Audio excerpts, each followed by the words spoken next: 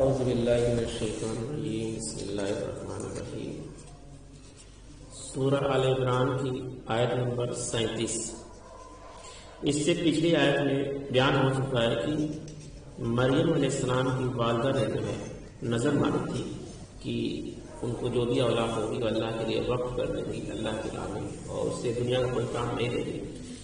تو مریم علیہ السلام نے پھر ان کے خالد حضرت زکریا علیہ السلام نے بیت سمانی میں ایک حجرہ تھا، ایک جگہ کی مخصوص، اسی میں اللہ کے لیے وقف کر دیا۔ آپ اس کے آگے کا ذکر آتا ہے اور اللہ نے ان کی دعا کو قبول کر لی، اسی نظر کو قبول کر لی۔ اب اس کے آگے کی آیت ہے فَتَقَبَّلَهَا رَبُّهُمَا بِقَبُولٍ حَسَنٍ، تو قبول فرما لیا اس کو، یعنی حضرت مریم علیہ السلام کو اس کے رب نے بڑی عمدگی کے ساتھ شرف قبول عطا فرمایا، بڑی خوبصورت انداز میں۔ حسن وَأَنبَتَهَا نَبَاتًا حَسَنًا، اور اس کو پروان چڑھایا بہت اعلیٰ طریقے پر۔ وَكَفَّلَهَا زکریا، اور اس کو زکریا علیہ السلام کی کفالت میں دے دیا۔ حضرت زکریا علیہ السلام کی نگرانی میں حضرت مریم علیہ السلام کو جو ہے حضرت سلیمانی میں جو حجرہ تھا ایک، اس کے اندر آپ کو اللہ کے لیے وقف کر دیا گیا، اور اس کی دیکھ بھال جو ہے ان کے خالد حضرت زکریا علیہ السلام کرتے تھے۔ مریم السلام کے خالد تھے حضرت زکریا علیہ السلام، اور سرپرست مقرر ہوئے انہوں نے حضرت مریم علیہ السلام کے کفالت و تربیت کی ذمہ داری اٹھائی۔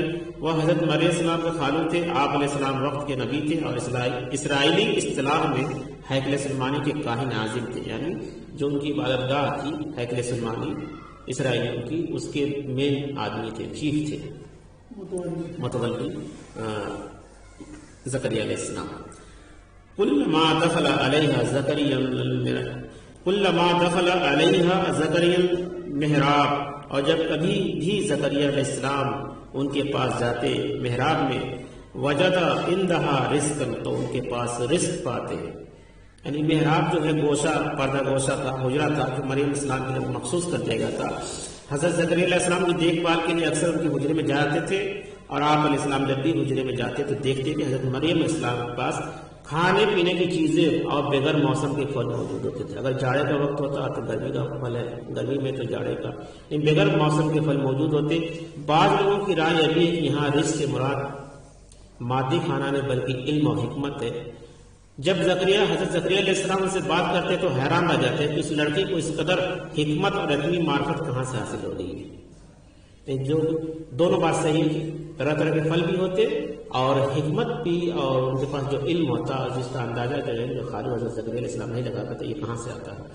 قال یا مریم انا لک ھذا، وہ پوچھتے ہیں مریم علیہ السلام یہ چیزیں کہاں سے ملتی ہیں، تمہیں یہ چیزیں کہاں سے ملتی ہیں، یعنی جو چیزیں تمہارے حجرے میں آ رہی ہیں کہاں سے آئی، میں لانے والا ہوں، اب میں تو لایا نہ، وہ آتے کہاں سے ہیں، اب بے موسمی پھل تمہارے پاس کہاں سے آ جاتے ہیں، یا یہ علم حکمت کی باتیں تمہیں کہاں سے معلوم ہوتی ہیں۔ قالت هو من عند اللہ، وہ کہتی تھی کہ یہ سب اللہ کی طرف سے ہے، یہ سب اس کا فضل ہے، اس کا کرم ہے۔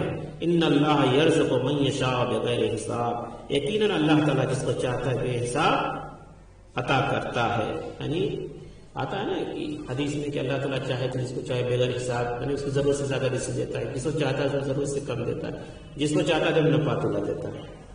اس کی ایک حدیث ہے اس کے تعلق سے کہ ان اللہ یرزق من یشاء بغیر حساب، حضور صلی اللہ علیہ وسلم نے ایک مرتبہ کئی دنوں سے فاقہ ہو رہا تھا، بھوک کی تکلیف بڑھ گئی تھی، سب بیویوں کے پاس گئے، سب کے حجرے میں، سب کے گھر پہ گئے، کہیں کچھ کھانے کو نہیں ملا۔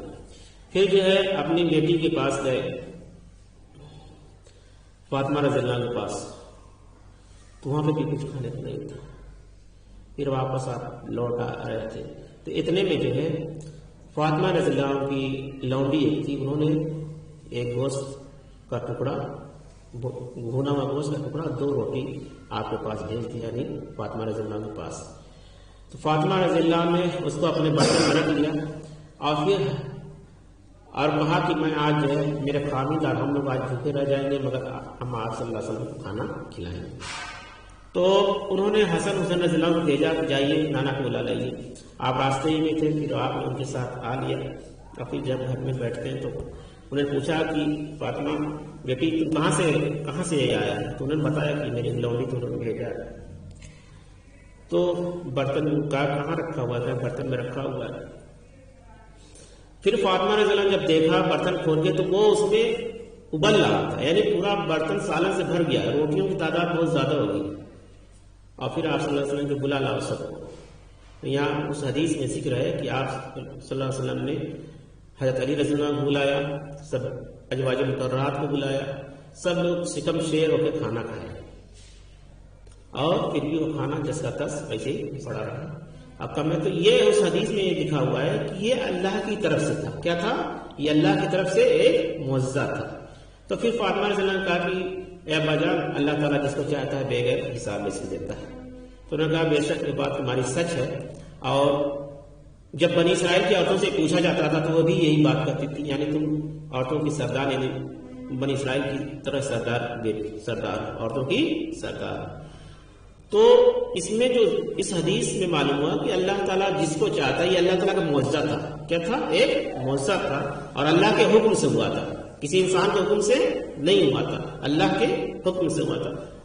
تو وہی ہے ان اللہ یرزق من یشاء بغیر حساب، یقیناً اللہ تعالیٰ جس کو چاہتا ہے بے حساب عطا کرتا ہے. یہ جو ہم نے حدیث بیان کی ابن کثیر میں لکھی ہوئی ہے، تفسیر ابن کثیر میں.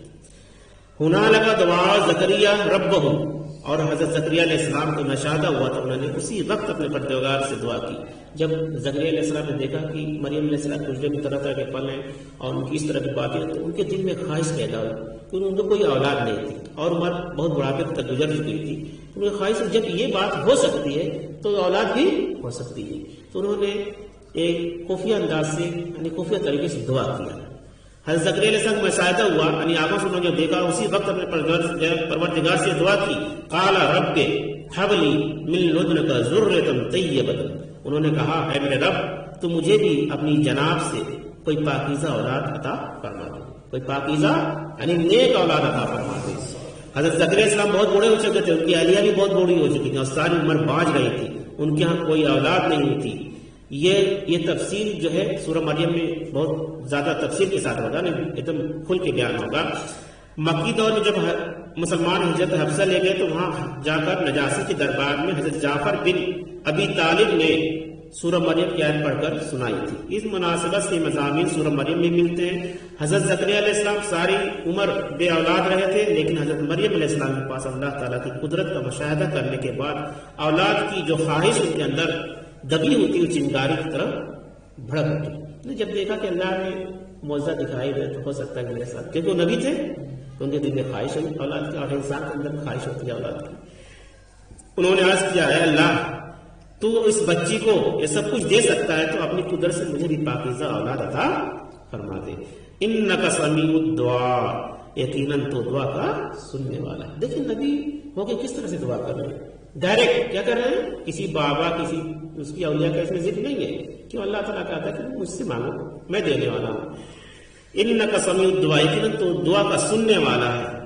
تو یہ دو آیتیں مختصراً بیان ہو چکی ہیں. تو اللہ تعالیٰ نے پھر اس کے بعد خفیہ طور سے انہوں نے دعا قبول کی، اور جب اس کے آگے کی آیت اس میں پھر زکریا علیہ السلام کی اولاد کی خبری سنائی گئی، اور اس اولاد کا نام تھا یحییٰ علیہ السلام. انشاءاللہ اس کی تفصیل کل بیان ہوگی. اللہ تعالیٰ سے دعا ہے کہ ہم لوگ اللہ کی وحدانیت اور اس کے فضل اور کرم سے اس آیت پر عمل کرنے کی توفیق عطا فرما. آمین ثم آمین.